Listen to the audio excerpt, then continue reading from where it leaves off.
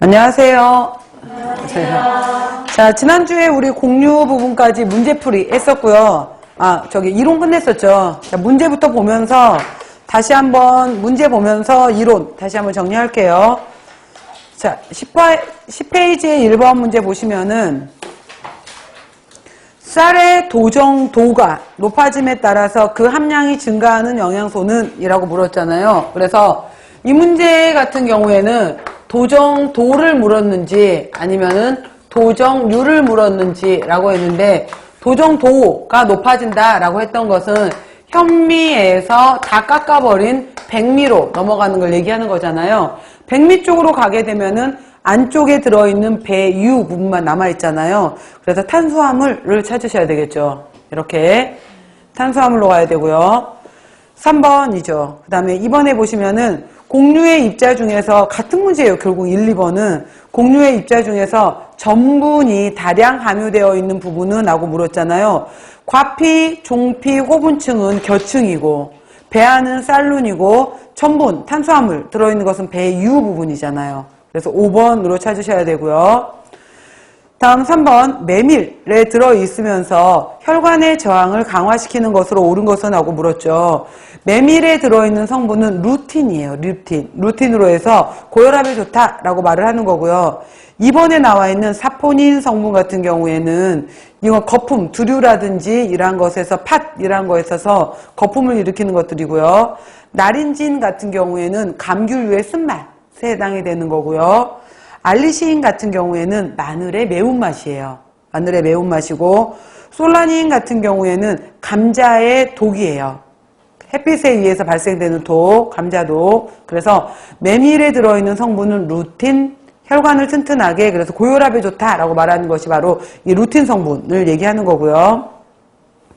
4번, 보리에 대한 설명으로 틀린 것은 그랬죠. 보리 속에 들어있는 단백질은 호르데인, 호르데닌 맞아요. 그 다음에 자, 보리에 비타민 B군 및 C의 함량이 들어있다라고 했는데 보리에 비타민 B는 있지만 C는 없어요. 그래서 2번이 틀린 거고요. 보리에는 2% 내외의 지방을 함유하고 있다. 보리의 비타민은 도정에 의한 손실이 적은 편이고요.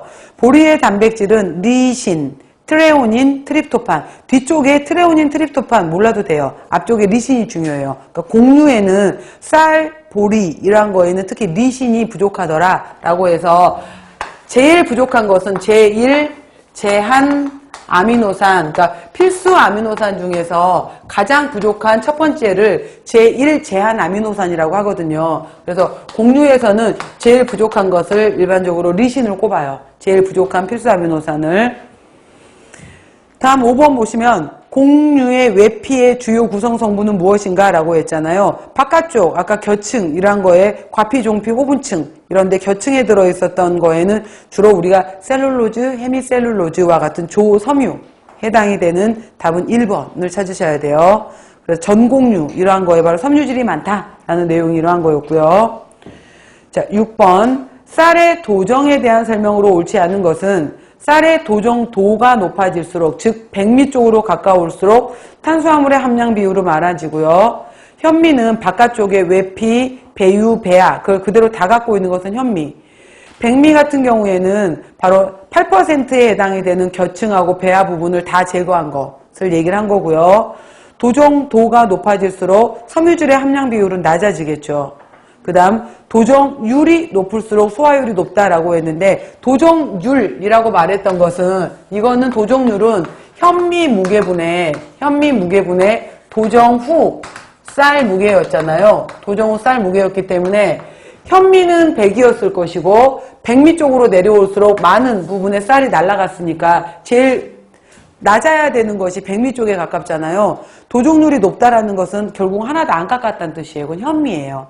현미가 소화율이 높진 않잖아. 그러니까 5번이 틀린 문장이죠. 다음 보리에 대한 설명으로 맞지 않은 것은? 라고 물었죠. 보리를 고열 증기에 쪄서 확 눌러버린 거, 이거를 압맥이라고, 눌렀다, 압맥. 가운데 홈을 따라서 가운데 부분을 제거하고 쌀처럼 비슷하게 만든 것을 할맥이라고 한다 라고 했고요. 보리 단백질은 리신, 트레오닌, 트립토판의 함량이 적다라고 했죠. 7번에 3번이 틀린 거고요. 보리에는 비타민 B는 있는 편이었고요. 호르데인이 들어있다라고 했죠. 7번에 3. 8번 밥 지을 때 물의 분량에 대한 설명으로 틀린 것은 그랬죠. 햅쌀은 묵은 쌀보다 물의 분량을 적게 잡는다라고 했죠. 예를 들어서 우리가 부피법으로 보았을 때 밥을 지을 때 일반적으로 1.2배 정도의 물을 붓는다라고 했었을 때 햅쌀은 아직 덜 말렸기 때문에 1.0배 정도라면 오래된 묵은 쌀은 수분이 많이 날아가 버렸기 때문에 1.4배 정도가 되거든요. 그러니까 햅쌀일수록 물량을 적게 잡아야 돼요. 맞고요. 2시간 이상 침수시킨 쌀은 동량의 물을 잡는다. 맞아요. 1대1 정도로. 쌀의 양이 많아지면은 물의 분량도 같은 비율로 증가한다. 이러면 안 된다 그랬잖아요. 더 많이 질척해진 밥이 된다라고 했죠. 그래서 5, 6인분에 보시면은 밥을 지을 때 부피로는 1.2배였고 무게를 물어볼 땐 1.5배였어요. 그래서 부피를 물어봤는지 무게를 물어봤는지. 그 다음 밥을 지을 때 사용해야 되는 물의 양은 호화에 필요한 물 더하기 증발되는 물의 양 합해서 정한다라고 했고 답은 3번이죠. 8의 3번. 그래서 일반적으로 5, 6인분의 밥을 지을 때 5, 6인분이었을 때 1.2배였다면은 더 늘어나서 10인분이 되었다라고 하게 되면은 1.0배라고 했잖아요. 그래서 다음 8의 3번이었고 9번에 밥을 지을 때 쌀의 전분을 빨리 호화시키려면 그랬잖아요.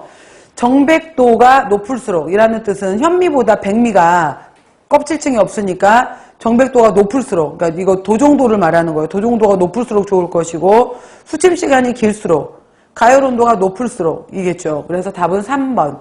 그 다음에 4번에 보시면은 pH가 낮을수록 이라고 얘기했는데 pH를 굳이 이거를 문제화 시키려고 했던 건데 예를 들어서 7을 기준으로 해서 알칼리가 더 밥이 잘 되겠느냐 아니면은 산성 쪽이 더 밥이 잘 되겠느냐 라고 했는데 산으로 가면 단단해져 버려요. 그래서 알칼리 쪽이 오히려 약간은 더 잘 될 수 있어요. 그래서 pH가 낮을수록이 아니라 중성이나 약알칼리 쪽이 좋은 거고요. 쌀의 저장 기간이 긴 거 묵은 쌀 아니겠죠.